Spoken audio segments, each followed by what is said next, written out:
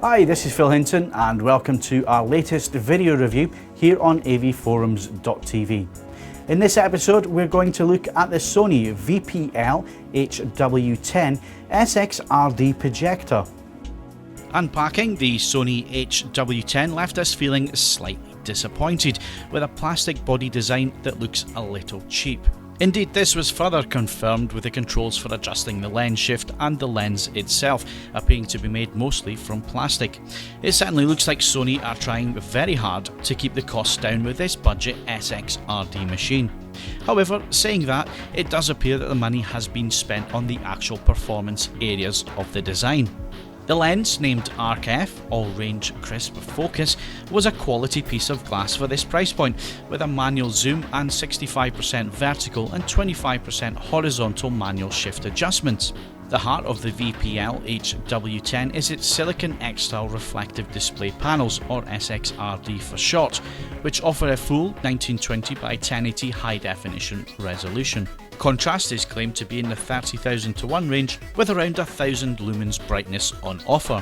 Looking at the connections available, the VPL HW10 has plenty to offer the home cinema enthusiast.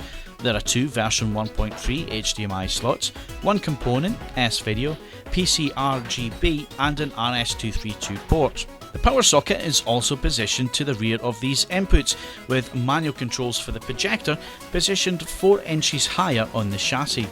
The main picture menu had everything you would expect to see for a basic calibration and setup. There is a choice of dynamic, standard, cinema and 3 user menus for picture mode, along with the usual contrast, brightness, sharpness and colour settings. Also refreshing is a choice of colour temperature settings, as well as a full custom mode to set the grayscale correctly.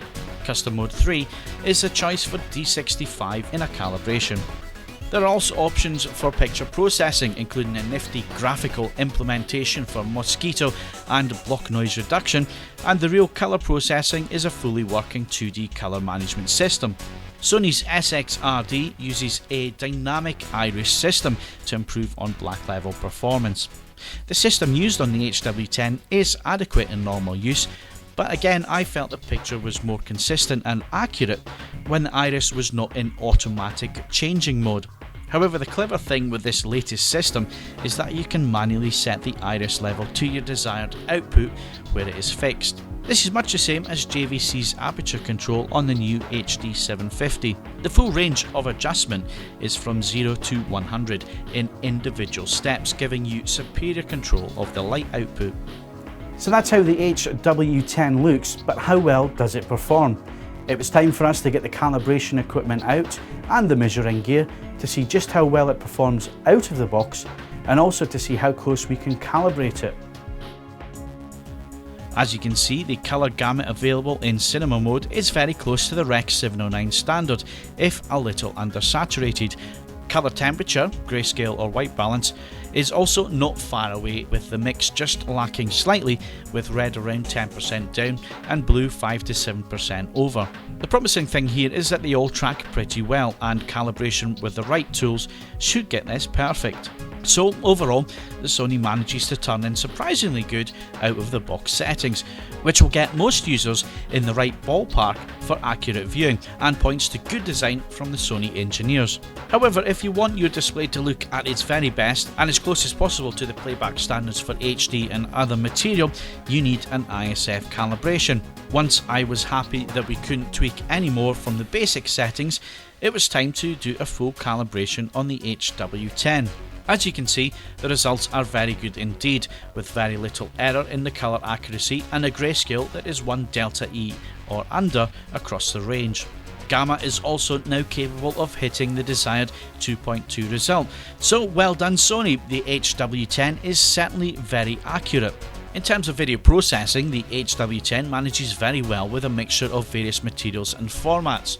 24p playback is nice and smooth without any signs of induced judder. Applying standard definition material and feeding the projector interlaced pictures was also handled well with multi-axis processing, reducing any signs of jaggies and other artifacts. Indeed, the HW10 managed to handle all the tests thrown at it with aplomb, and we were not aware of any issues which would cause problems for most users. The only slight issue with the HW10 was with fast moving scenes where detail would be lost. This only happens now and again, but it may be an issue for some users.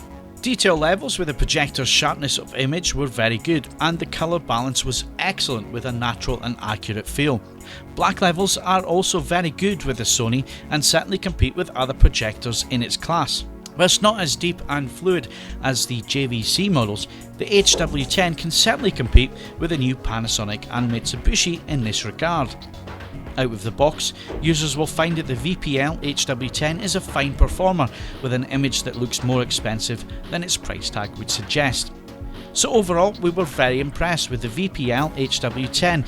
It offers excellent performance for the money, and as such we award it our Best Buy status. If you are in the market for a full HD projector, make sure you add the Sony HW10 to your demo list. If you'd like to read the full review and get our full findings on this product, then head over to avforums.com/reviews. This is Phil Hinton saying thanks for watching, and we'll see you again very soon for more video reviews.